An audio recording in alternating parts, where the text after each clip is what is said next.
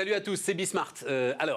Programme, tiens, on va s'intéresser, et il faut bien s'y intéresser assez. Alors, c'est 9-10% du PIB, en fait, totalement aujourd'hui fermé, dont l'activité est administrativement arrêtée, voilà, avec des perspectives, mais je poserai la question justement, je pense qu'il n'y a pas énormément de perspectives en fait de réouverture. Ils sont encore plus dans le brouillard que vous et que nous. Donc on va démarrer ça avec en plus, alors une activité, j'y pensais pas, mais on va discuter avec Éric Cavillon dans un instant, mais qui est presque le combo de l'ensemble de ce qui est arrêté avec les casinos. Vous avez donc les casinos, un petit peu de boîte de nuit, de l'hôtellerie, de la restauration, de l'événementiel. Voilà, vous avez le combo de ces fameux 10% du PIB. Il manque juste les voyages en avion. Donc on va discuter de tout ça et voir comment ils arrivent à passer les choses. Ensuite, quelques éléments de réflexion quand même. Il y a un truc, moi, qui me passionne. Les responsables politiques qui sont réformateurs sont quand même, à mon avis, face à une sacrée difficulté. Si l'argent est gratuit, si la dette est gratuite, comment est-ce qu'on va pouvoir continuer à nous dire qu'il faut réformer, tiens, par exemple, les retraites, ou j'en sais rien, ou l'assurance chômage? Voilà.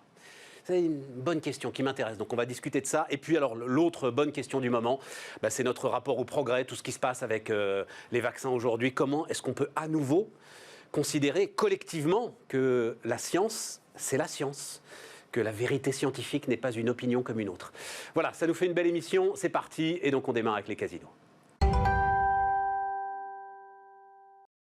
Et donc on démarre avec Éric Cavillon. Bonjour. Bonjour. Éric. Le sourire, mais je vois. Alors, est-ce que c'est le sourire fatalité de celui, voilà, c'est ça, de celui qui est de toute façon allé au bout du désespoir et qui retrouve ce qui fait la condition humaine, c'est-à-dire le rire. Allons-y vite. Directeur général donc de l'activité Casino Groupe Barrière, mais dans l'activité Casino Groupe Barrière, vous me disiez, c'est un ensemble. C'est un ensemble. On a des restaurants dans les casinos, on a des salles de spectacle également dans les casinos. Donc notre activité, c'est l'entertainment au sens large. C'est ça. Mais c'est 90% du chiffre d'affaires du groupe que vous Oui, c'est ça, un peu près. un petit peu moins. Un petit peu moins. Donc, comment est-ce que vous regardez la situation? D'abord, est-ce que je vois à droite, à gauche, vous le voyez notamment sur les salles de spectacle, des proclamations, comment ça, nous ne sommes pas essentiels? Est-ce que vous comprenez la logique de fermeture administrative? Écoutez, je ne peux pas parler des salles de spectacle, même si ça m'intéresse évidemment comme tous les Français, mais sur les casinos, en tout cas, on a des protocoles sanitaires qui sont, j'ose le dire, exceptionnels. Alors vous allez dire, tout le monde me dit ça. Mais en fait, ce n'est pas vrai, parce que nous, on est contrôlés par vidéo en permanence, c'est-à-dire que je peux vérifier si vous avez votre masque à toute heure de la journée et de la session de jeu.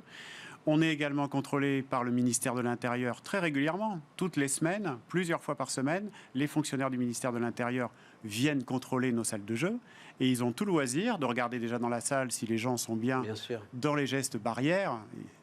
Ah, dites donc, je n'avais pas pensé aux gestes barrières. Et également s'ils sont protégés comme il se doit. Donc, nous avons investi énormément dans le matériel. On a des plexiglas, et c'est tous nos collègues également, entre les machines pour séparer en fait la position. Et quand vous êtes devant une machine, vous avez un masque. Et vous n'avez personne en face de vous. Donc la contamination dans un casino me paraît quand même très compliquée. Et sur alors, ce que vous appelez les jeux de table.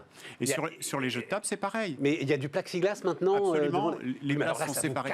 Ça vous casse tout ce qui fait là. Je ne peux pas vous dire que ça soit particulièrement joyeux d'avoir des plexiglas autour de soi, mais ça nous a permis d'être ouverts, notamment cet été. Voilà, c'est ça. Vous avez vécu comme ça tout l'été. Absolument. On a vécu comme ça. On a perdu un petit peu de fréquentation, mais on a quand même réussi à fonctionner. Également, nos mairies étaient contentes parce qu'il faut comprendre que notre prélèvement, c'est aussi une partie pour les territoires et pour les mairies en particulier. Et puis c'est des gens qui... Enfin, c'est un lieu de destination, comme on dit dans le commerce. C'est un lieu de destination, c'est un lieu de socialisation également très fort. Moi, je reçois des messages, que ce soit à titre personnel ou sur nos réseaux, de gens qui sont déçus de ne pas pouvoir aller au casino. C'est devenu une habitude. C'est vraiment quelque chose de social. Et donc, dans ces cas-là, vous avez quoi? Essayé de plaider votre cause auprès ministère de l'Intérieur, on fait évidemment différentes instances, et puis à un moment, on se dit, ok, tant pis, quoi. On fait évidemment beaucoup d'actions. Non, on se dit pas tant pis parce qu'on y croit et puis parce qu'on veut avancer. On a déjà obtenu quelque chose, c'est qu'aujourd'hui, le Premier ministre a cité le nom des casinos. Casino, il a dit casino, ce qui n'arrive jamais. Moi, ça fait 30 ans que je suis dans ce métier. J'avais jamais entendu un Premier ministre dire casino, ce simple mot, qui fait quand même 1,4 milliard pour les territoires et pour l'État en impôts annuels, quand même, juste pour vous dire ça. Donc, on a quand même avancé pendant cette période-là avec effectivement d'une certaine façon du lobbying, des interviews, des rendez-vous avec nos autorités de tutelle. On est sous l'autorité de tutelle du ministère de l'Intérieur. Ouais. Et la double tutelle même quoi. avec Bercy, puisque évidemment on est apporteur de prélèvements.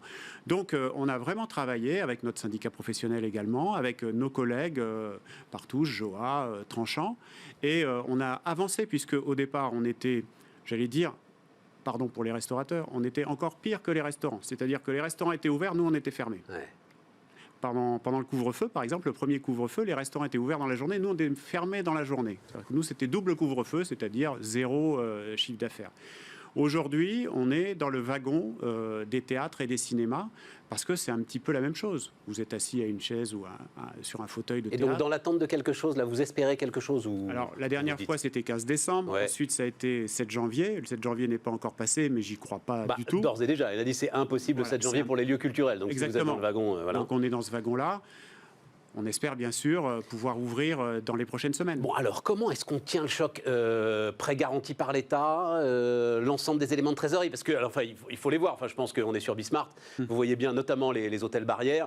Enfin, on est quand même sur des bâtiments qui sont de beaux bâtiments. Absolument. On est, j'imagine, sur des frais de fonctionnement qui restent très, très importants pour l'entretien de ces bâtiments. Donc, comment est-ce qu'on tient et comment est-ce qu'on fait ces arbitrages?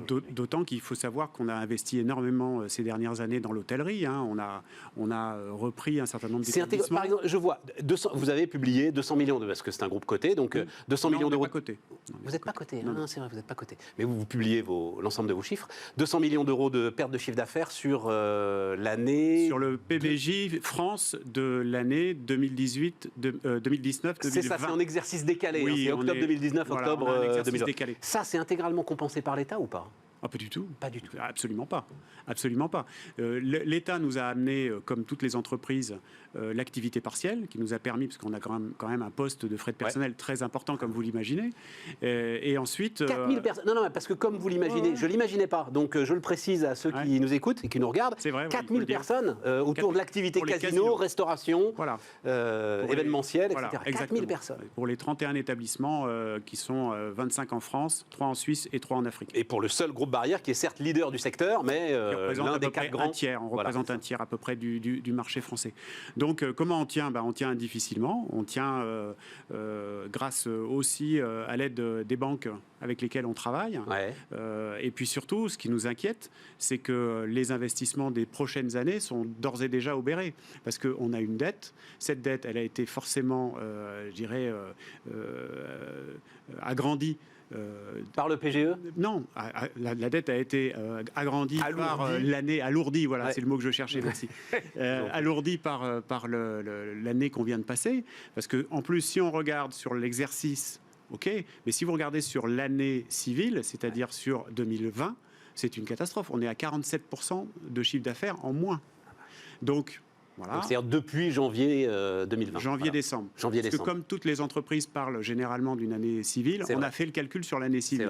47%, plus de 150 jours de fermeture en moyenne sur nos casinos. 150 jours. Un casino, ça ne ferme jamais. Ça ouvre à 9h ou 10h du matin, ça ferme à 2h, 3h, 6h du matin. Ce que je vais vous dire est terrifiant, mais normalement, Eric, on ne se remet pas d'un coup pareil. Normalement, non. Heureusement, on est un groupe centenaire. On est un groupe qui a connu beaucoup de difficultés, d'événements, de coups de théâtre, etc., qui est toujours là, après 100 ans. On a un président qui mène la barque avec beaucoup de force. On est juste à côté, en plus d'ici. Ça veut dire qu'il y avait une trésorerie solide aussi au démarrage de l'ensemble de cette catastrophe? Oui, bien sûr. Et puis en plus, surtout, on a cette confiance des banques qui est très importante pour nous. Donc ça veut dire qu'elles pensent, parce que c'est la question en fait que je me pose, je me souviens très bien, alors vous le disiez, quand vous êtes dans un dîner, si vous avez le malheur de dire que vous dirigez un groupe de casino, tout le dîner se fait autour de vous. Je parle toute la soirée, donc c'est au choix. Bon, journalisme, c'est un peu la même chose. Oui, mais casino, cette activité est passionnante et nous passionne. Et je me souviens très bien que l'activité avait pris un premier coup, et un premier coup assez sévère, au moment de la loi Evin, des histoires de la lutte anti-tabac, etc. Et qu'il y avait eu une partie de la clientèle qui était partie en fait sur les jeux en ligne, sur les jeux électroniques, sur l'ensemble de ces éléments. Est-ce que là, ce deuxième coup, et j'imagine que beaucoup de vos clients qui aiment ça ont peut-être découvert de nouvelles potentialités des jeux en ligne. Oui. Est-ce que ce deuxième coup pourrait être à nouveau une baisse pour vous de chiffre d'affaires, de rentabilité, de fréquentation ? Évidemment, on espère que non. Toutefois, on a quand même mis quelques fers au feu, puisque, par exemple, on est en train d'ouvrir très prochainement un site de jeux en ligne en Suisse, de jeux de casino, puisque c'est autorisé en Suisse. Et en France, on a BarrièreBet, qui est notre site de paris sportif, qui est sorti là ces dernières semaines. Donc, on a continué à essayer de trouver des solutions pour conserver nos clients. Parce que, alors, pour le coup, le torrent publicitaire aujourd'hui des géants du pari en ligne est tel que BarrièreBet peut se faire une place face aux... On se fait une petite place. On ne citera pas, mais... La chance que l'on a, c'est qu'on a une base client très forte. Cette base client, pour nous, c'est le socle de BarrièreBet. C'est-à-dire qu'on va chercher d'abord nos propres clients. D'abord, ça coûte moins cher. Oui, mais sur du pari sportif, vous ne faites pas du... Mais bien sûr. Mais le jeu de casino, ce n'est pas du pari sportif. Parce que vous croyez qu'un joueur de casino n'est pas un joueur de pari sportif. Un joueur est un joueur. C'est les mêmes. Un joueur veut jouer de l'argent. Et puis, notre concurrent principal, c'est effectivement le jeu en ligne, mais c'est aussi la Française des Jeux, par exemple. Donc, la Française des Jeux, aujourd'hui, je ne sais pas si c'est essentiel ou pas, mais vous pouvez aller acheter un ticket à gratter, vous pouvez faire un loto. Ça c'est clair. On est d'accord. Ouais. Donc, en plus, là, groupe coté, actionnariat populaire, etc. Ils sont intouchables. Je ne peux pas me battre. Non. Mais toujours est-il qu'on est effectivement dans cet univers-là, et on est sur tout ce qui est jeu d'argent d'une manière générale. Et donc, on essaye de se développer aussi sur le digital. Et donc, ça peut être, alors je ne vais pas dire un mal pour un bien, parce que 47% de baisse de chiffre d'affaires, c'est toujours mal. Voilà, ce sera toujours mal, mais ça pourrait accélérer en fait une transition digitale à laquelle vous réfléchissiez. De toute façon, vous aussi, on l'a vu dans énormément d'activités. Oui, bien sûr. On a réfléchi depuis longtemps à cette opportunité, même en dehors de la crise. On a d'ailleurs beaucoup travaillé avec des choses comme l'e-sport, c'est-à-dire qu'on a lancé des tournois d'e-sport. On a travaillé très fort également sur un site ou une application plus exactement en ligne sur laquelle on pouvait jouer à des machines virtuelles, etc., gagner des points qui étaient ensuite cumulables en casino. Parce que les jeux de casino en ligne, eux, ils sont interdits toujours. Interdits en France. Interdits en France. Mais malheureusement mal contrôlés, comme tout ce qui est sur le net. Donc vous pouvez malheureusement atteindre un site de jeux en ligne et de jeux de casino en ligne. Simplement, vous ne serez pas sûr d'être payé. Oui, voilà, c'est ça. C'est à vos risques et périls. C'est à vos risques et périls. Mais c'est interdit en France, oui. Ouais, tout à fait. Alors, c'est d'autant plus un coup d'arrêt assez terrible que j'ai vu que l'activité, en fait, si on regarde 2019, elle était en fait repartie très forte pour les casinos. Ma question, c'est qu'est-ce qui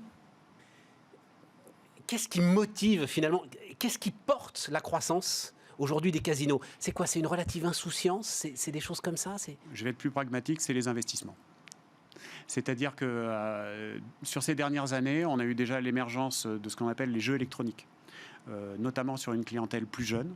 Donc qu'est-ce que vous appelez jeux électroniques? Les bons dimanchos? Non, les roulettes électroniques. Le jeu de la roulette que vous connaissez, que tout le monde connaît, avec le croupier, etc., s'est transformé aussi... Ça n'empêche pas de conserver des roulettes classiques.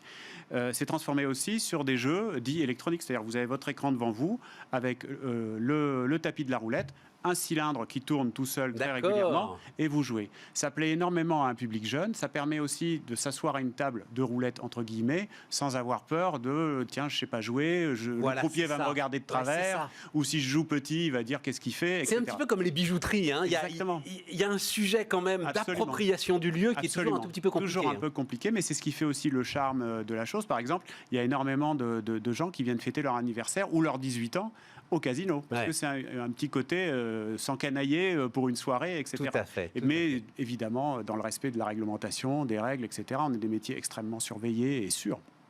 Donc c'est ça, vous me disiez, digitalisation de la roulette. Absolument. Il y a d'autres éléments comme ça qui peuvent se développer. Oui, en fait, on travaille également sur les jeux sportifs en live, c'est-à-dire, par exemple, aux États-Unis, actuellement, à Las Vegas, il y a des sports halls où vous pouvez parier, en fait, en permanence sur des événements qui se passent dans le monde entier. Ah oui, c'est ça. Donc, et en direct. Évidemment. Donc aujourd'hui, on ne peut pas le faire en France puisqu'on ne peut le faire que par le truchement d'une application de paris sportifs. Mais on a un petit peu contourné la chose. On a créé des cafés des sports. Donc je vous disais qu'on faisait beaucoup de restauration dans lesquels vous pouvez manger pour des prix tout à fait raisonnables. Hein. Pour 15 euros, vous mangez. Et généralement très bien dans les casinos puisqu'en fait notre activité principale c'est quand même le jeu et c'est de faire venir les gens. Et puis vous pouvez regarder le match de Ligue des Champions. Et en plus, vous pourrez parier sur Barrière Bet pour savoir si le PSG va gagner la Coupe des Champions. Vous savez, je pense à une expression que m'ont apprise quelques entrepreneurs, c'est si vous y arrivez en France, vous y arriverez partout. Oui. C'est-à-dire... c'est sûr. La masse de réglementation que vous avez sur surtout chez nous. C'est invraisemblable. C'est invraisemblable, bien sûr. Et ça change en permanence. On est en contact permanent avec le ministère de l'Intérieur pour des ajustements de réglementation. C'est très complexe. C'est un vrai métier à part entière. Ça fait 30 ans que je suis dans le métier et je n'ai pas fait le tour encore. Alors, il se trouve, j'avais discuté avec votre concurrent, mais peu importe, hein, le nouveau DG du groupe Partouche, oui, qui m'avait dit, ça m'a fait choquer, il me dit, vous savez, à un moment, il faut laisser aussi les gens en short et en espadrille rentrer au casino. Oui, en fait, les gens se font une image du casino. D'ailleurs, souvent, quand on voit quelqu'un arriver un petit peu apprêté, hein, vous savez, ça se voit. Bah, oui, et on se dit, c'est un nouveau. Parce que, en fait, on a une clientèle extrêmement large. Tout le monde vient au casino. Vous pouvez jouer 10 € dans la soirée, regarder un spectacle gratuit, déambuler le casino de Deauville, par exemple, on en parlait tout à l'heure. C'est un casino qui est magnifique. Vous passez une excellente soirée. Vous pouvez aller boire un verre, vous pouvez aller manger pour pas cher, je vous l'ai dit tout à l'heure. Et vous pouvez regarder les gens jouer, etc. C'est ça. Alors, vous ne rentrerez pas en short et en espadrille le soir. Hein, et bon, il faut quand même un minimum. Mais vous rentrez en tenue. Lui, il me disait que dans le sud de la France, il fallait l'accepter. À un moment, chacun fait comme il le souhaite. Ouais, voilà, c'est ça. Vous tenez à maintenir une certaine magie quand même autour du lieu. Il faut savoir que c'est des lieux très sécurisés, extrêmement contrôlés. Vidéo, on a un casino moyen à un minimum de 150 caméras en permanence qui tournent. On a aussi beaucoup digitalisé par rapport à ça. C'est des investissements aussi très importants. On a, comme je vous l'ai dit, la présence des fonctionnaires du ministère de l'Intérieur environ 2 fois, 3 fois par semaine. Et c'est logique, c'est leur rôle de venir contrôler qu'on fait bien notre travail et qu'on applique la réglementation des jeux. Vous avez ce qu'on appelle le directeur responsable, qui est le patron du casino, directeur général. Et j'ai fait ce métier pendant beaucoup d'années, qui est présent, je peux vous dire, tous les week-ends. Ça, c'est celui qu'on voit dans les films, voilà. Qui se balade dans la salle, qui connaît tout le monde. Voilà. Il n'est pas avec Joe Pesci. mais voilà. Il est surtout, c'est un métier d'accueil, c'est aussi un métier de gestion, c'est un métier complet. C'est pour ça que d'ailleurs que j'ai continué toute ma carrière dans cette activité, parce que je trouve qu'on ne s'en lasse jamais. Ah, mais je crois que ça doit être extraordinaire. Et, pardon, alors, question qu'on doit vous poser rituellement, mais ça existe vraiment, les joueurs à la recherche de la martingale? Bien sûr. Toujours encore aujourd'hui, il y a des gars qui viennent en pensant qu'ils ont craqué. Oui, bien sûr, mais chacun a sa façon de jouer. Il y a des gens qui jouent en se disant, de toute façon, voilà, je vais jouer 50 €, je vais les perdre, mais je vais m'amuser pendant une demi-heure, 3/4 d'heure, ça dépend de la chance, évidemment. Et puis, par bonheur, une fois tous les 5 fois, 6 fois, 10 fois où je viendrai au casino, j'aurai peut-être la chance de repartir avec 1 000 € ou 2 000 €, etc., peu importe. Et puis, il y a ceux qui veulent absolument battre la machine ou battre le croupier ou battre les cartes. Faire péter la banque. Voilà, c'est ça. Et là, effectivement, nous, on a des programmes de prévention à l'abus de jeu, parce que c'est pas du tout notre intérêt, en fait, que les gens se cassent les dents et perdent vraiment leur chemise, si j'ose dire, dans un casino. Parce que d'abord, ça fait une mauvaise publicité, hein, c'est très clair. Et ensuite, parce que c'est des gens qui ne reviendront plus au bout d'un moment, qui vont se faire interdire, parce qu'on peut être interdit de jeu en France, et c'est aussi un service. Interdit volontaire, hein, il faut le savoir. Interdit volontaire. Absolument. Ou pas d'ailleurs, parce que nous on a aussi le pouvoir d'interdire quelqu'un qui crée du scandale ou qui triche, ça peut arriver. Donc à partir de là, si vous voulez, chacun a, par rapport à sa personnalité, c'est un miroir grossissant de la personnalité, le joueur. Magnifique. J'ai vu que la toute dernière question, je ne sais plus son prénom, enfin le patron du groupe Tranchant, Romain Tranchant, voilà, avait assigné son assureur. Oui, tout à fait. Pour perte d'exploitation? Oui, absolument. C'est quelque chose qui vous intéresse? Écoutez, on y réfléchit. Je ne sais pas si on a les mêmes clauses dans nos contrats, mais effectivement, c'est le même assureur. On a le même assureur, oui, tout à fait. Donc oui, on regarde, bien entendu. C'est logique. Enfin, si vous voulez, on ne peut pas payer des assurances tous les ans. Et c'est quand même des assurances. Vous imaginez les lieux dont on parle. Ah, mais considérable. Tout le monde connaît notamment les magnifiques bâtiments que nous avons à Enghien-les-Bains, à Deauville, à Toulouse, etc. Donc oui, bien sûr, on regarde ce que l'on peut faire, mais par contre, on n'en a pas fait état dans la presse, mais bien sûr, on le fait. Éric Cavillon, vous pouvez tenir là. Oui, pour l'instant, on peut tenir, mais il ne faudrait pas non plus que ça tarde trop, parce que... Vous avez en tête, vous vous dites, je ne sais pas, si l'été prochain on n'est pas rouvert, là, on sera évidemment dans une situation extrêmement difficile. Et puis, je pense aussi à nos collaborateurs, à garder le lien avec eux aussi, parce qu'effectivement, ils sont payés, mais avec évidemment 14% qu'ils perdent sur leur chiffre d'affaires, enfin sur leur salaire net, pardon. Ouais, tout à fait. Mais si vous voulez, quand on fait ce métier, la plupart du temps, on est passionné, vous l'aurez compris. Et nos collaborateurs sont pour la plupart passionnés aussi par leur métier. Et dès par exemple, on décide de faire un lien avec eux sur une visioconférence pour leur donner des nouvelles un petit peu de ce qui se passe, de ce qu'on fait, pour communiquer, on a toujours un taux de remplissage de ces réunions extraordinaire parce qu'ils veulent savoir ce qui se passe. Et c'est tout à fait légitime. Donc, on pense à ça. Et puis, voilà, on veut retourner de l'avant et puis travailler tout simplement parce que c'est des métiers qui nous passionnent et qui passionnent les gens. Éric Cavillon, donc le directeur général de l'activité casino du groupe Barrière, était notre premier invité sur Bismart. Merci. On repart, les amis. On repart alors avec Nicolas Marquez, qui est le directeur général de l'Institut Molinari. Bonjour Stéphane. Bonjour Nicolas, ravi de vous recevoir. Deux mots sur l'Institut Molinari et sur Molinari lui-même d'ailleurs. Oui, on est une boîte à idées, on fait de l'analyse des politiques publiques, c'est-à-dire qu'on regarde ce que font concrètement les politiques publiques, puisque on peut afficher un objectif et puis arriver à un résultat contraire, notamment en économie, c'est très complexe. Si on regarde par exemple le discours fiscal sans l'analyser, on arrive à des contresens tous les jours. Je vous donne juste un exemple. La taxe numérique, on pense qu'elle est payée par les GAFA, mais en fait, elle est payée par vous et moi. Donc, il faut analyser concrètement comment les mesures de politique publique ont des effets économiques ou n'en ont pas. Et c'est ce qu'on fait. Ah, attendez, mais arrêtons-nous là-dessus. Taxe GAFA payée par vous et moi, ça veut dire que... Mais alors justement, Bercy disait qu'il serait très vigilant là-dessus. Donc... Amazon paye sa taxe GAFA, vous l'avez tous bien compris. Et en fait, le sujet, c'est qu'Amazon répercute sur ses propres marchants, et notamment sur sa marketplace, le prix de cette taxe GAFA. Sauf que Bercy avait dit non, on ne laissera pas faire ça, ça ne se passera pas comme ça, etc.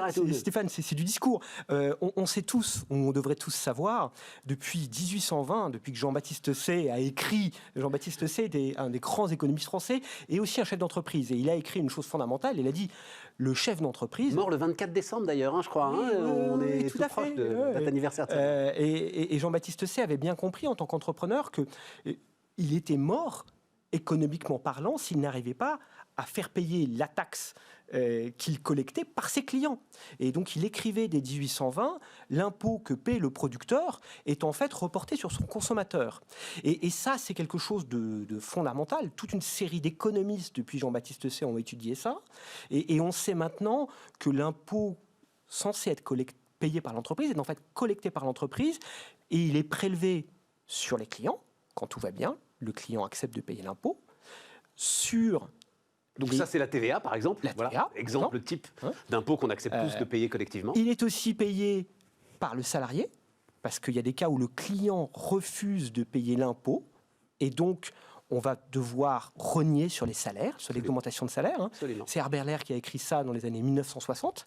Et en France, on est dans une situation où une grande partie de l'impôt sur les sociétés, au-delà de la TVA, est payé par les salariés sous forme d'augmentation salariale moindre. Et il est aussi, bien sûr, payé par l'actionnaire. Mais ce qu'on voit, c'est qu'aujourd'hui, l'actionnaire, il est très mobile. On a peu de capitalisme avec des capitaux franco-français. Et donc, finalement, l'essentiel de l'impôt qu'on pense payer par l'entreprise est en fait payé par les consommateurs ou par les salariés. Et donc, le discours, pour boucler sur ce que vous disiez sur la taxe GAFA, est totalement hypocrite. Bercy savait pertinemment dès le départ que les grands du numérique payaient autant d'impôts sur les sociétés aux États-Unis et dans le monde qu'en France. Tout le discours sur c'est scandaleux qu'Amazon paie moins d'impôts. Mais oui, quand même un peu, non, Nicolas? Vous regardez leurs résultats financiers dans les 10 dernières années. Alors, je voudrais pas dire de bêtises, j'avais pas prévu qu'on parlerait de ça, mais en même temps, ça me passionne, donc allons-y. Je crois que le chiffre d'affaires estimé d'Amazon en France est autour de 7 milliards d'euros. Je crois que c'est ça, Nicolas. Il ne paye absolument pas en proportion de ce que sont aujourd'hui leurs bénéfices en France. Stéphane, je ne suis pas là pour faire la pub d'Amazon, mais quand vous regardez les résultats mondiaux d'Amazon, ils ont payé autant d'impôts sur les sociétés que toutes les grandes entreprises européennes. pas plus, Oui, pas mais moins. à l'échelle mondiale. À l'échelle mondiale, bien sûr. Mais Non, mais je sais. Apple dit aussi, je crois que Tim Cook a fait une communication récente en disant, je crois qu'il est le premier contribuable du monde, enfin, quelque chose comme C'est ça. tout à fait possible. C'est effectivement assez impressionnant. Ouais. Mais oui, mais vous avez un problème. Ok, on est ravis pour les États-Unis d'Amérique, mais vous avez quand même un problème de collecte des taxes sur cette activité en ce qui concerne la France et au-delà de ça même en ce qui concerne l'Europe aujourd'hui. je suis d'accord avec vous, c'est là que ça se complique. C'est que il est certain que ces grandes entreprises américaines paient plus d'impôts aux États-Unis, mais nous aussi, on a des grandes entreprises françaises qui font du chiffre d'affaires dans le monde entier C'est vrai, et qui paient plus d'impôts chez nous. c'est vrai. Donc- LVMH par exemple. Donc toute cette- LVMH est un GAFA et voilà. français, Et, tout à fait et d'accord. donc toute cette histoire, on a raconté aux Français qu'il y avait un problème, qu'on allait faire payer les GAFA. C'est faux. Alors, on sait, hein, Amazon a reporté ça sur ses partenaires commerciaux qui sont des TPE, PME françaises, On l'a qui ont reporté ça sur leurs clients. Apple a reporté ça sur ses développeurs. Tous ces nouvelles taxes ont été reportées sur vous et moi. Donc on a raté. C'est anecdotique. Elles sont anecdotiques. À l'égard de. Enfin, je pensais à Google. Et ça a donné un crédit, une crédibilité aux travaux de l'OCDE de refonte de l'assiette d'imposition mondiale. Et on n'est pas vraiment sûr qu'on va y gagner énormément. Donc on a investi beaucoup de temps public à raconter des choses décalées de la réalité aux Français et à ne pas traiter les vrais sujets. Hein. Pendant qu'on parlait de la taxe GAFA, on ne traitait pas le sujet des déficits publics français. Et on est arrivé à la crise Covid en ayant des comptes totalement dégradés. Ouais, alors, on va y aller. Mais juste un mot d'abord. Pourquoi Molinari ? Molinari, c'est un penseur belge qui est franco-belge. Et l'Institut économique Molinari est basé en France et en Belgique. Et il avait le don d'expliquer l'économie simplement. Et c'est ce qu'on fait à Molinari. Ouais. On ne cherche pas à faire de la théorie. On cherche à appliquer concrètement la boîte à outils. Vous avez quand même un combat. C'est vous qui calculez tous les ans le jour de libération fiscale. Oui. C'est nous qui calculons ça. J'adore cette histoire de jour de libération. Tout à fait. Ce que j'adore, non, je vais vous le dire, parce que alors, pour le coup, Bismart existe pour ça, Nicolas. Ce que j'adore, c'est que les mêmes qui calculent tous les ans le jour après lequel, et c'est sans doute très bien fait et très réel, on épuise la terre, c'est-à-dire on a épuisé ce qu'on devrait consommer en une année de ressources de là. Exactement les mêmes, vous contestent Tout à fait. ce calcul de jour de libération fiscale en disant vous racontez n'importe quoi, c'est impossible de calculer ça comme ça, etc. On part d'une fiche de paie, concrètement, et on regarde ce que vous et moi, ce qu'un salarié moyen a comme fiscalité. Donc on regarde les charges sociales, patronales, salariales. Alors on a eu un grand débat, des gens nous disaient mais les charges patronales sont payées par le patron et les charges salariales sont payées par le salarié. En fait tout ça, ça sort de la même poche. Oui, alors ça, Bon. c'est une des grandes absurdités de notre système. Après on a eu toute une série de débats avec toute une série de personnes qui nous disaient oui mais derrière il y a des prestations. Par exemple on paie pour nos retraites. C'est le sujet. Mais les salaires différés. Concrètement, d'ailleurs, on pourrait dire que c'est faux. On ne paie pas pour nos retraites. Aujourd'hui, en France, on paie pour les retraites de nos aînés. Il n'y a strictement rien d'épargné. Et derrière ça, on fait ce que faisait Molinari. C'est biaisé quand même, Nicolas. Non, le salaire différé, c'est une réalité. C'est pour ça que, d'ailleurs, les points de comparaison entre les différents États sont compliqués à faire. Il faudrait même le retirer, je ne sais pas si vous le faites, de l'ensemble des prestations sociales qu'on peut recevoir. Une famille... En l'occurrence, Stéphane, d'un point de vue économique, ça a un sens si c'était provisionné. Et dans toutes nos cotisations retraite, il y a rien qui est mis de côté pour payer nos retraites. Donc en fait, quand vous payez vos cotisations retraite, vous payez les retraites de nos aînés, c'est ce qu'on appelle la répartition, et vous avez une priorité pour votre future retraite. Mais rien n'est provisionné. Et ce que vous, cette espèce d'angoisse ce que vous sous-entendez, qui nous habite tous. ce que vous suggérez aurait un sens si les cotisations alimentaient un fonds de pension. Je comprends. Aujourd'hui, quand on est fonctionnaire, on a une partie de ces cotisations retraite qui alimente le fonds de pension des fonctionnaires, les RAFP. Et là, ça a un sens, effectivement, de dire ça, c'est du salaire différé. Mais l'essentiel des retraites françaises, ce n'est pas du salaire différé, c'est une promesse. Et il n'y a pas d'actif derrière. Et c'est d'ailleurs notre sujet. Parce que il y a un actif considérable, c'est la France. Ah oui, c'est la stabilité de notre système politique, c'est la capacité à lever de l'impôt. Je suis d'accord. Mais à ce moment-là, il faut accepter de regarder l'actif France. Et l'actif France, c'est un patrimoine qui vaut 8 ans de PIB. Et les engagements des retraites, c'est 4 ans et demi de PIB. Donc on est un ancien pays riche qui s'appauvrit lentement. Ça ressemble un peu au siècle d'or de l'Espagne, si vous me permettez la comparaison. Je vous en prie. Et ça, il faut accepter de regarder ça correctement.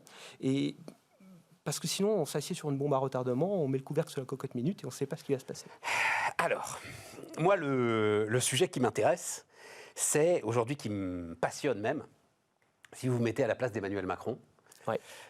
vous vous dites donc j'ai été élu quand même comme président réformateur, et tout à coup quand même comme ça, du jour au lendemain, en claquant des doigts, on a lâché combien les derniers calculs, c'est 90 plus 100, c'est à peu près 190 milliards, c'est ça? Ouais. 90 milliards d'aides directes à l'ensemble de ceux qui en ont besoin, du quoi qu'il en coûte, et puis 100 milliards de pertes de recettes. Voilà. On a 190 milliards de trous dans le budget, et en fait, tout se passe bien. On va avoir, je crois que le taux de la dette française globale sur 2020 est négatif. L'ensemble des dettes levées par la France, je crois que c'est moins 0,12%. J'ai un doute entre 0,12 et 0,19. De toute façon, il est négatif. Donc, mais comment est-ce qu'on va pouvoir dire aux gens qu'il va falloir aller réformer, avec toutes les difficultés que l'on connaît à réformer en France, pour aller gratter les retraites, une vingtaine de milliards, l'assurance chômage, une dizaine de milliards? Comment est-ce qu'on peut justifier ça aujourd'hui alors que l'argent est gratuit? C'est une très belle question. Ah oui, Très, très je belle vous question. confirme. Alors d'abord, il faut se souvenir que l'argent pas cher, ça a existé dans toute une série de périodes. Et nos amis italiens, avant la précédente crise, avaient un peu ce raisonnement-là. Nos amis grecs aussi, nos amis portugais, ça ne les a pas empêchés de dévisser. Quand l'argent s'est renchéri brusquement chez eux, de devoir faire des choix très durs. En fait, ce n'est pas parce qu'aujourd'hui l'argent n'est pas cher qu'il ne sera pas cher demain. Disons que quand même, la perspective de long terme, ou alors de très très long terme, peut-être pour une remontée des taux d'intérêt, mais enfin, très franchement, l'ensemble de ceux qui aujourd'hui regardent, et même les plus sérieux, cette histoire de taux d'intérêt, ne prévoit pas de remontée. Là, la dette que vous levez, vous l'avez, je crois que c'est 8 ans en moyenne, oui, tout à la fait. maturité de la dette française. Donc vous avez déjà devant vous 8 ans de tranquillité absolue. Oui, mais jusqu'à quand? Et le vrai sujet, c'est jusqu'à quand ça sera comme ça? Jusqu'à quand nos voisins européens accepteront de... Ils ont fait la même chose, Nicolas. Pas tous, pas dans la même ampleur. Parce qu'il faut bien comprendre que nous, on a deux dettes. On a la dette Covid, qu'on vient de contracter, et on a la dette récurrente. C'est normal quand vous avez un choc de vous endetter. Et le Covid est un choc. Historiquement, on a eu des chocs de dette publique. On est passé, en gros, parce que j'aime bien, moi, dire les chiffres. En gros, ça va être de 2400 milliards à 2700 milliards d'euros de stock de dette. Et si on le compare au produit intérieur brut, de 100 à 120% de la richesse qui est produite chaque année par l'ensemble des entreprises pour avoir un ordre et de des grandeur, fonctionnaires de France. Le autre ordre de grandeur, la dette, c'est à peu près 40 000 euros par habitant. Non, alors ça, c'est quelque chose que je refuse. Pourquoi? Mais parce que l'État a l'éternité pour lui. L'État a pour lui l'éternité, et l'État a pour lui, alors c'est une image avec laquelle je me balade régulièrement, là je peux pas, j'avais pas prévu non plus, c'est les Templiers au bûcher, si vous voulez. Ceux qui ont cru à un moment que l'État était un créancier comme les autres, ça s'est mal passé pour eux. L'État, il a la force publique et la force légitime. Il a l'éternité, la force publique, la force légitime. Vous ne pouvez pas le comparer en particulier. Et je trouve qu'en plus, cette comparaison, elle est inutilement anxiogène. Nous dire qu'on a 40 000 euros de dette sur nos épaules, que chacun de nos enfants a 40 000 euros de dette sur leurs épaules, c'est faux. Et concrètement, la comparaison avec les Templiers est très intéressante. Parce que dans l'imaginaire... Ils ont fini au bûcher. Ils ont fini au bûcher. Et historiquement, il y a eu les Templiers, il y a eu les Juifs, il y a eu les protestants. Non, mais même sans parler de ça, vous avez la Compagnie des Indes qui a cru qu'il allait pouvoir réclamer son dû à la couronne d'Angleterre. Voilà. Rockefeller qui l'a cru face à l'État des États-Unis. Voilà. Enfin, voilà. À chaque fois, la force s'impose. Par contre, il ne faut pas se faire abuser par ces comparaisons historiques. Parce que le dernier remboursement, le grand remboursement de dette publique, c'est ce que De Gaulle appelait la guerre de 30 ans. Comment a-t-on soldé la Première et la Deuxième Guerre mondiale?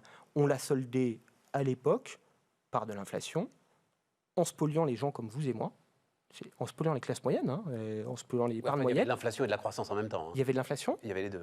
il y avait de la croissance, mais concrètement, quand vous regardez le rentier de 1914, qui avait, imaginons, il a 10 000 francs de rente à 3%, tous les jours, ça lui permet d'avoir 4,8 kilos de pommes de terre. Vous prenez le même rentier en 49, tous les jours, sa même rente lui permet d'avoir 48 grammes de pommes de terre. Et finalement, il a un pouvoir d'achat 100 fois moindre. Et cette personne, qui est une personne de la classe moyenne, elle est passée en l'espace de deux guerres de la soupe populaire. Elle est devenue client de la soupe populaire, alors qu'avant, D'accord, elle Nicolas, pouvait nourrir mais tout le monde. vous n'avez pas plus d'inflation aujourd'hui que vous n'avez de hausse de taux d'intérêt. Les deux sont d'ailleurs peut-être un petit peu liés. Eh bien, Donc de toute façon, vous ne pouvez pas non plus avoir peur de l'inflation. C'est pas possible, elle n'existe pas, elle n'est nulle part. et comment va-t-on rembourser ça? Mais Est-ce vous que le réellement... Mais vous ne le rembourserez jamais, vous avez l'éternité pour vous. Elle roule cette dette. Elle roule jusqu'à présent. Jusqu'à quand? Et ça, c'est la vraie question. Parce que comparativement à nos voisins qui sont en train d'émettre de la dette, mais qui savent qu'elle correspond à un choc, nous, on émet de la dette pour assumer Covid, et c'est tout à fait normal, mais on émet aussi de la dette pour assumer nos dérapages Ah, c'est ça. perpétuels. Et en Donc, Europe... vous voudriez qu'elle soit cantonnée quelque part, parce que ça c'est un grand débat, ça. C'est cette dette Covid, il faudrait qu'elle soit cantonnée. J'ai pas d'avis sur le cantonnement, c'est un sujet technique. Ouais. Mon avis en tant qu'économiste, c'est de dire attention, la plupart de nos voisins étaient capables de rééquilibrer leurs comptes. En 2019, 13 pays européens étaient excédentaires, quand on regarde les structures étatiques. Nous étions très déficitaires, et ça crée une fragilité. Parce que tous nos voisins sont d'accord pour faire rouler la dette Covid, et tout le monde le fait en Europe.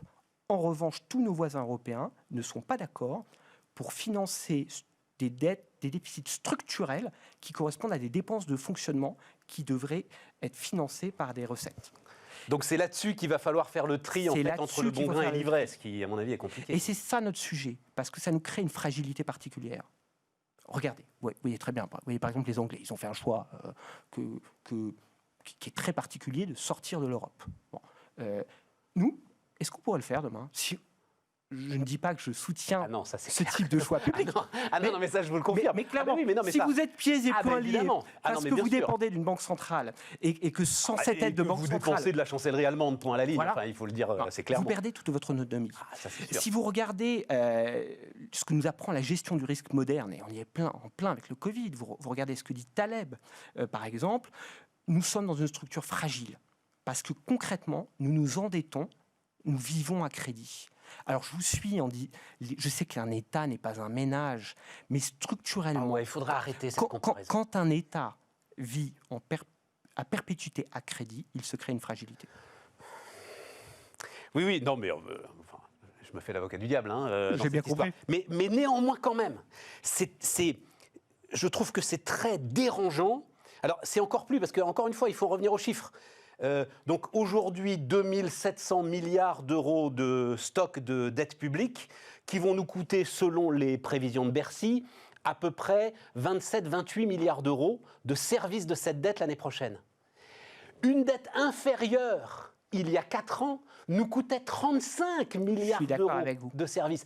Et une dette moitié moindre, il y a 15 ans, moitié moindre, 1000 milliards, nous coûtait 50% plus cher. Vous comprenez, c'est très perturbant quand derrière on va venir vous dire il faut faire des efforts, il faut de la rigueur, il faut réformer. C'est très insidieux, parce qu'effectivement, la dette nous coûte beaucoup moins cher qu'auparavant.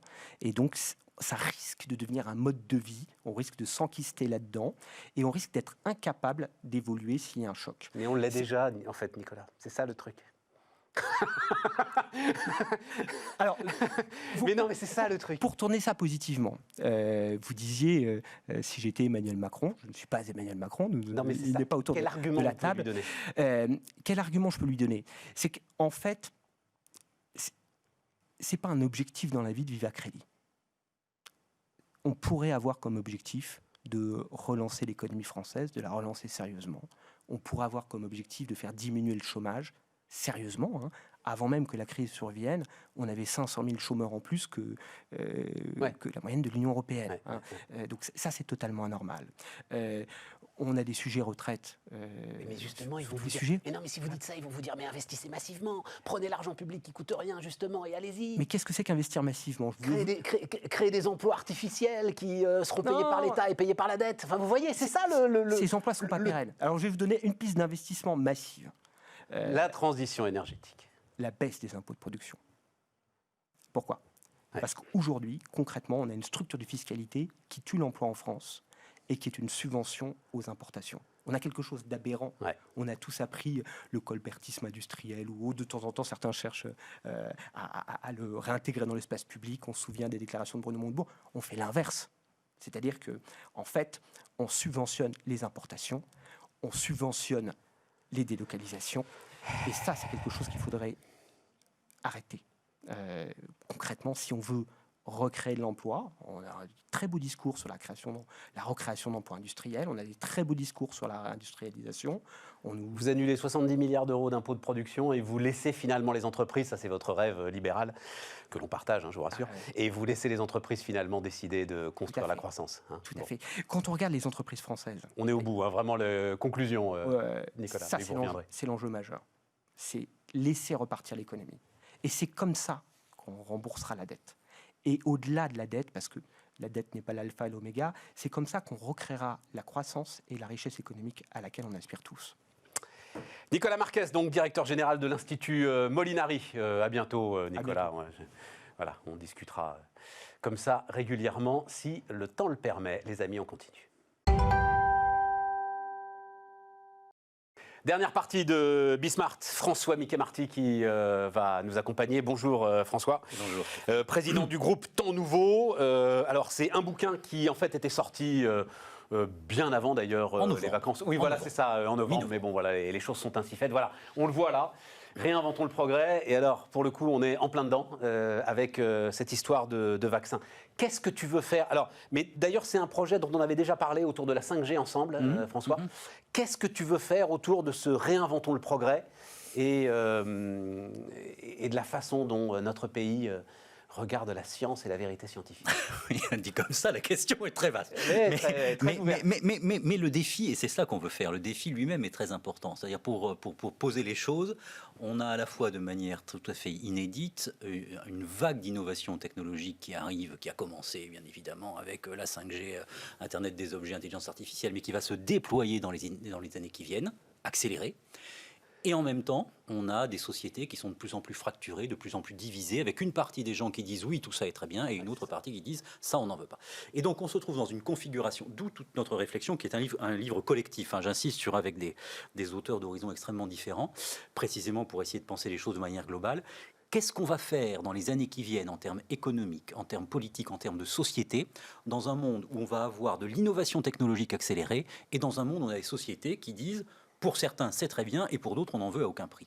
Et je pense qu'on est à l'orée, on parlait tout à l'heure du début de la 5G, on est au début de ce que l'on va voir dans les années qui viennent. C'est-à-dire qu'au fond, on a un enjeu qui, pour une fois, est véritablement une question de progrès au sens plein du terme, certains disant, le progrès sauvera le monde, c'est de l'innovation technologique, et les autres disant, les progrès, ton progrès n'est pas mon progrès. Voilà. Et cette scission-là, elle est quasiment sans précédent depuis le XVIIIe siècle. Et même le progrès détruit le monde, en fait. Bien sûr. Oui, voilà. Bien sûr. Le progrès. Ce à quoi on assiste aujourd'hui, depuis le début de cette pandémie, c'est à une intensification des clivages. C'est-à-dire, il y a des gens qui disent, pour sortir de la crise, il faut accélérer l'innovation technologique, et d'autres qui disent, au contraire, nous avons fait une erreur de modèle de société, de modèle économique, il faut donc éventuellement ralentir, inventer autre chose, chercher l'harmonie avec la nature, etc., etc. Et puis je vous passe les détails, c'est-à-dire qu'on a en réalité une trentaine de groupes sociaux avec des avis différents, certains étant plus conservateurs, certains... Oui, parce qu'à la limite, ces deux éléments-là ne sont pas forcément incompatibles. Entre poursuivons, enfin, ou en tout cas respectons la science et essayons de trouver un nouveau modèle de développement. Enfin, il n'y a pas une opposition frontale. Les oppositions, elles sont plus dans ceux qui, en fait, refuse finalement les conclusions de la science, c'est ça aujourd'hui, Oui, François refuse les conclusions de la science, refuse la technologie pour la technologie, refuse aussi l'idée de la raison. C'est-à-dire, au fond, on parle beaucoup des visions un peu complotistes. Oui, mais alors, pardon, mais excuse-moi. Oui, non, mais au contraire. Mais tu mélanges le truc. Est-ce qu'on peut dire la course technologique, est-ce que parce que je refuse la course technologique, je refuse la raison scientifique? Non, pas forcément, c'est deux choses différentes. Ah oui, on est d'accord. Pas forcément. C'est deux choses différentes. Le point de référence, si je puis me permettre, est un point très ancien, c'est Condorcet. Nous sommes en 1795. Mais j'adore ça, allons-y, allons-y. Non, Condorcet, mais Bismarck est fait pour ça. Voilà, Condorcet, dans son tableau sur les progrès de l'esprit humain, il dit qu'est-ce que ça va être les siècles qui viennent. Il dit il va y avoir trois choses fondamentales. Il va y avoir le progrès de la raison, de la science et des arts. Et tout ça, dans son esprit, fait une seule chose. Le progrès des relations entre les gens. Et le progrès de chacun avec sa culture, sa formation, etc. Et donc pour lui, toutes ces composantes ne font qu'un. À la fois la science, les découvertes technologiques, la culture, la société, tout ça ne fait qu'un. Et aujourd'hui, de plus en plus, on est sur des voies divergentes. Donc au fond, ce grand package, qui était le package des Lumières d'une certaine manière, tout à fait, où on allait pouvoir... Alors, ensuite, il y a eu des oppositions. On voit bien les marxistes, etc., contre l'accélération du progrès dans les années... Oui, mais globalement, on avançait. Et les marxistes, au contraire, étaient très scientifiques. Exactement, mais bien sûr. Mais tout à fait. Et aujourd'hui, d'une certaine manière, ça part dans toutes les directions avec de multiples diffractions. Donc la question qu'on pose dans ce livre et à laquelle on essaie d'apporter des éléments de réponse, c'est que faire, comme dirait Lénine, puisqu'on parle beaucoup de Marx, sur Bismarck. Tu parles, j'ai adoré ce terme de concurrence de mode de vie. Oui. Ça nous semble essentiel. C'est-à-dire que l'un des arguments pour aller vite, par exemple sur la 5G, mais on l'a vu sur d'autres sujets, consiste à dire cette innovation technologique ne me convient pas parce qu'elle ne correspond pas à mon mode de vie, c'est-à-dire à ce dont j'ai envie pour mes enfants. On le voit sur multiples sujets, on le voit aussi sur les éoliennes, on le voit d'autres questions. Donc il ne s'agit pas uniquement d'un refus qui serait une perplexité face au début de l'innovation. C'est que quand on a des débuts d'innovation technologique, on a toujours des gens qui sont un peu perplexes, qui se disent que c'est que ce truc-là, etc. Là, on n'est pas uniquement dans de la perplexité. On est dans de l'opposition beaucoup plus radicale, qui consiste à dire, quand je me projette dans ce que je souhaite pour moi et pour mes enfants, ces innovations-là, je n'en veux pas. Ça menace mon mode de vie. Voilà. Or, elles s'imposent à nous, qu'on le veuille ou non. C'est-à-dire, la 5G, elle s'impose à vous. Voilà, vous pouvez ne pas prendre le forfait, mais enfin, elle sera là. Voilà, dans votre environnement, avec l'énergie qu'elle... d'accord, je comprends. Exactement. Et c'est là qu'il y a concurrence entre les modes de vie. Les gilets jaunes, c'est un peu ça. C'est-à-dire quand on imagine de nouvelles fiscalités... Si. Ouais, on y a tout mis alors dans les gilets jaunes. Non, mais quand on imagine de nouvelles fiscalités, il y a des gens qui disent, attendez, moi, cette évolution-là, je n'en veux pas. On avait parlé il y a quelque temps des réactions face au développement des véhicules autonomes aux États-Unis. Alors on en a un peu parlé dans les médias de manière générale. Et moi, ça m'a fasciné. Lorsque Google Car, c'est Waymo aux États-Unis, a testé des véhicules autonomes pour les premières fois aux États-Unis il y a 2 ans, il y a des gens qui sont sortis de chez eux avec des fusils et qui ont tiré à balles réelles sur ces véhicules autonomes. Pourquoi? Non, mais c'est l'Amérique, ça, les mecs, ils sont capables. Mais non, c'est pas l'Amérique, c'est très intéressant parce que ce sont des gens qui ont un imaginaire de liberté, d'autonomie, de cow-boy et qui, au fond, veulent conduire eux-mêmes leurs véhicules. Et ce truc-là, ils n'en veulent pas. Donc, on va au CES de Las Vegas et tout le monde sort de là en disant c'est formidable, le véhicule autonome, c'est l'avenir. Waymo teste, pour des raisons en réalité d'efficacité technologique, le fonctionnement de la chose et on a des groupes sociaux qui le rejettent de manière forte. Donc la question, c'est comment on fait à l'avenir pour fédérer, pour tisser des liens entre des publics qui ont de plus en plus des aspirations, des visions du monde qui sont divergentes. Comment on fait? Alors, on le fait de 3 manières. il y a toujours 3 manières. On joue dans la formation universitaire, mesdames, messieurs. Voilà. Donc, la première, je pense, c'est d'imaginer peut-être un peu au-delà de tout ce que... de nos schémas de mentaux un petit peu habituels. Aujourd'hui, lorsqu'on fait des sondages auprès des Français, avec Via Voice, on réalise un certain nombre d'études d'opinion. Les aspirations, elles sont extrêmement larges pour le devenir de l'humanité. C'est à la fois, bien sûr, les questions des progrès médicaux, c'est aussi la lutte contre la faim dans le monde. On n'en parle plus aujourd'hui, la faim dans le monde, mais enfin, ça existe encore. La question de la lutte contre les guerres, etc. Donc des visions qui soient, et bien sûr sans parler de cette question climatique qui nous préoccupe tous, mais au fond, une vision assez large. C'est la première chose. La deuxième chose, qui est, à mon avis, la chose véritablement essentielle, c'est tisser des liens reliés. C'est-à-dire, c'est ce qui n'a pas été fait avec la 5G. Au fond, ne pas présupposer, lorsqu'on lance une innovation technologique, qu'elle va fonctionner d'elle-même et qu'elle va se répandre par la seule force de son élégance et de son expérience utilisateur. Ça marche, l'expérience utilisateur, c'est très important. Mais aujourd'hui, je crois que ça ne suffit plus et dans les années qui viennent, ça ne suffira de moins en moins. Donc il faut hybrider les visions. Dès le début, lorsqu'on conçoit une innovation technologique, se dire, elle est très bien cette innovation technologique, il y a des publics auxquels ça va parler, mais d'autres peut-être auxquels ça parlera moins. Et donc comment on peut imaginer d'autres chemins? Sur ce sujet-là, parce que, en fait, c'est en faisant comme ça sur le vaccin qu'on arrive à la catastrophe face à laquelle on est aujourd'hui, François. Eh ben, je ne suis pas sûr du tout. C'est-à-dire que sur le vaccin, on dit ça ne va pas assez vite, et puis souvent on dit ça ne va pas assez vite. C'est pas on dit, c'est ça va pas assez vite, c'est un fait objectif. Et on dit ça ne va pas assez vite parce qu'on a une part de frilosité envers un certain nombre de publics. Bon, mais c'est pas ça le sujet. Le sujet est de dire comment on parle à tout le monde en même temps. Le sujet n'est pas de dire on rase les murs parce qu'on a peur de susciter des oppositions ou des tollés ou des incompréhensions. Le sujet est de dire quels arguments on peut trouver, comment on peut parler autrement en essayant de comprendre les motivations des gens. Dans les anti-vaccins, il y a toute une série d'arguments qui sont extrêmement différents. Il y a des visions radicales, et celles-là, j'ai peur qu'on ait beaucoup de mal à les combattre. Mais il y a 10-12% de la population. Oui, 10-12% de la population. Mais il y a des gens qui sont tout simplement sceptiques et qui, au fond, ont envie qu'on leur donne des arguments pour leur dire, voyez, ça a été testé aux États-Unis, ça a été réalisé concrètement, le vaccin a été appliqué aux États-Unis auprès de centaines de milliers de personnes, maintenant en Allemagne, bientôt en Angleterre.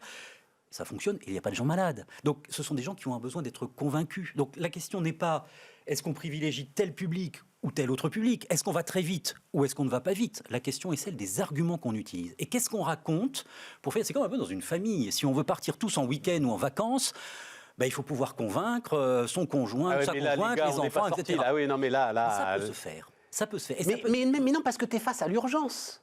En fait, le sujet de la technologie aujourd'hui, c'est quand même un sujet d'urgence. C'est un sujet de concurrence mondiale. C'est un peu. On parlait tout à l'heure de fiscalité avec Nicolas Marquez et la concurrence mondiale fiscale, elle est là. Et les décisions fiscales que vous prenez sont analysées en temps réel, avec parfois des dégâts considérables sur les investissements pour les entreprises françaises, par exemple. Il en est de même en ce qui concerne la technologie. Est-ce que tu as encore le temps de réfléchir, de consulter? Eh bien, tout à fait. Cher Stéphane Soumier, je vais te faire une confidence. Si l'on prend les deux exemples, la 5G et les vaccins. Ouais. La 5G, ça fait des années qu'on sait qu'on va avoir des oppositions, etc., etc. On a fait semblant de découvrir au mois de septembre dernier en France. Bon. Et les vaccins, c'est un peu la même chose. Les enquêtes sur les vaccins, sur l'acceptabilité des vaccins, de manière générale, puis des vaccins sur le Covid, moi j'en ai vu passer au mois d'août l'année dernière, donc ça tombe pas du ciel. Je fais le pari qu'entre le mois d'août, mettons le mois de septembre pour être gentil, et le mois de décembre, il est possible de réunir des gens, d'essayer de trouver des arguments communs et d'essayer de parler au plus grand nombre. Plutôt que de se dire, soit on va très vite, soit on ne va pas vite. Je pense que c'est une question de discours et d'argumentation.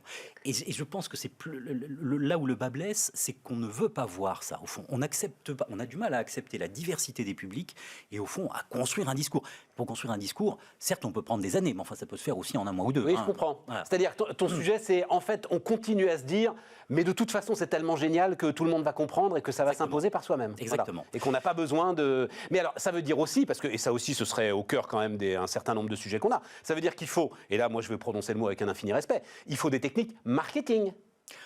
Quand tu me parles là de réunir des gens et tout, c'est faire des focus group et échanger et tester des arguments et voir ce qui résonne pas. Bref, il faut faire du marketing. Il faut écouter et se dire...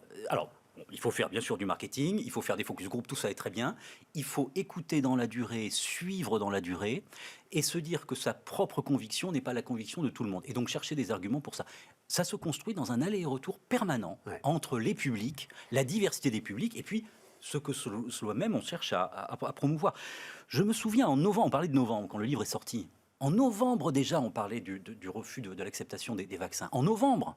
Mais il y a eu une tonne d'études à ce moment-là. En novembre, on disait déjà, il y a eu des courbes, faisons-nous des confidences. Il y a eu depuis novembre des sondages hebdomadaires de suivi de l'acceptabilité des Français sur la question des vaccins. Bon, on n'est pas sur la Lune. Bon, entre début novembre et début janvier, il me semble qu'on a le temps de travailler un petit peu et de se dire comment on peut faire pour trouver, au moment où le vaccin sort, des arguments qui puissent convaincre le plus grand nombre et puis ensuite travailler dans la durée. C'est au fond, l'idée est que l'acceptabilité ne va pas de soi. L'enjeu essentiel, je parle des vaccins, mais ça s'applique à tous les sujets, hein. Moi, c'est mon métier depuis 20 ans. Ça y est, voilà que je m'emballe, je vais raconter ma vie. Vas-y. En 20 ans, l'acceptabilité sur la plupart des sujets a régressé. C'est-à-dire, quelle que soit l'idée que l'on lance, quelle que soit la chose que l'on fasse, Si je viens sur Bismarck, je dis j'ai une idée géniale, instantanément, vous allez avoir les 3/4 des gens qui vont dire mais qu'est-ce que c'est cet abruti, son idée est complètement ridicule, etc. Bon. Et voilà. Ça veut dire que ça va plus loin que le progrès, François. Ça veut dire qu'au contraire, ce qui est au cœur de tout ça, c'est l'idée d'acceptabilité avec des publics différents. Et donc, ce qui est exactement ça, c'est l'idée du progrès. C'est-à-dire, au fond, donc ça veut dire quoi? Ça veut dire on rassemble tout le monde ensemble. Ça veut dire que la société s'est davantage fractionnée en 20 ans. Voilà, exactement. La société s'est fractionnée. Et ne se réunit que dans le refus des élites, ce qui ne nous arrange pas pour porter un discours. Pire que ça, dans le refus du voisin. On a fait une magnifique étude il y a 2 ans pour Manpower sur la fragmentation de la société française. Ce n'est pas uniquement une question de fragmentation. L'idée, quand on dit aux gens à quel groupe social appartenez-vous, donc ils se positionnent en une trentaine de groupes, les gens. Alors, des conservateurs, des traditionnels, des écolos radicaux, etc., tout ce qu'on veut. Bon. Et si on leur dit ensuite, et dans les années qui viennent, de quel groupe souhaitez-vous véritablement vous rapprocher, ils souhaitent se rapprocher d'eux-mêmes et certainement pas du voisin. Donc c'est ça qui est fascinant, c'est pas uniquement un rejet de l'élite, c'est un rejet de l'autre parce que l'autre me permet de me constituer.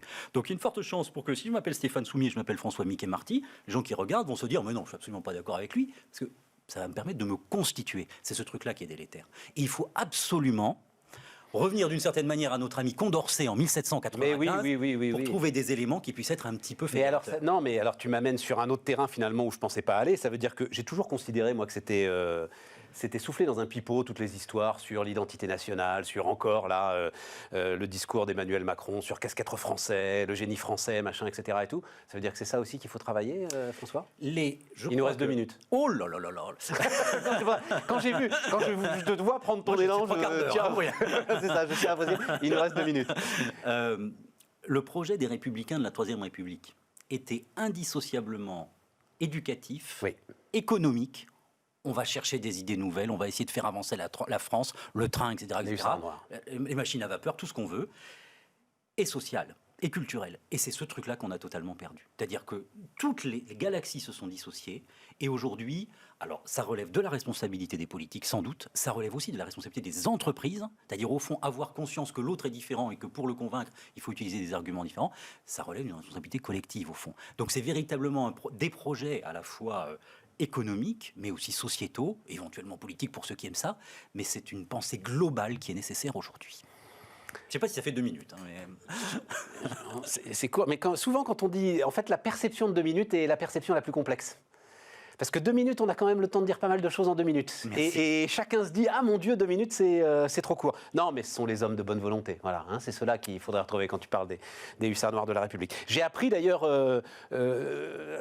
l'histoire des vaccins m'a permis de... Parce que au pays de Pasteur, et j'ai appris que Pasteur, je ne savais pas du tout, moi, a été traîné en justice pour exercice illégal de la médecine. C'est-à-dire qu'au pays de Pasteur, Pasteur a bien failli... finir en prison avec ces histoires de vaccins parce qu'il n'était qu'un pharmacien, quoi. Bon. Oui, et puis on est dans une...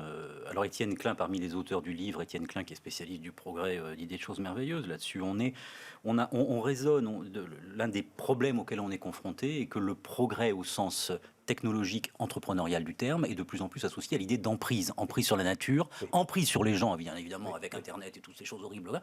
Et donc l'idée, c'est comment on abandonne cette idée d'emprise et comment on bascule vers quelque chose où, au fond, on est plus gagnant-gagnant que dans une logique d'emprise. François, là, ça fait même pas encore 2 minutes, tu te rends compte? Encore ouais. François Mickey-Marty était notre dernier invité sur Bismarck, les amis. Ah, il n'y a plus. Bismarck, c'est fini. Bismarck, l'émission. Ah, pardon. Avec un E. Pardon. Enfin, même moi, j'ai mis un moment à comprendre. Et nous, on se retrouve demain.